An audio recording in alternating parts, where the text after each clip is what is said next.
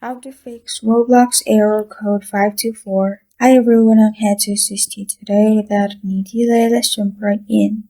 First, open Roblox on your device. Make sure you're logged into your account. Then click on the gear icon at the top right.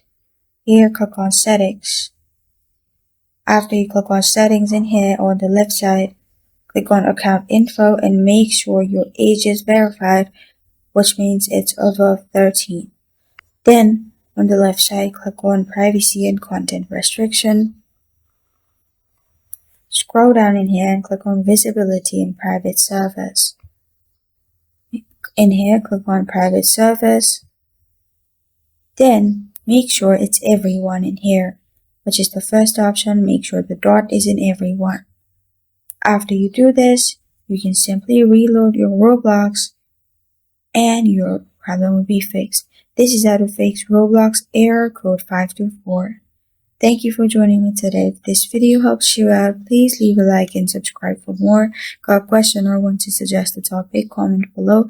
Thank you for watching.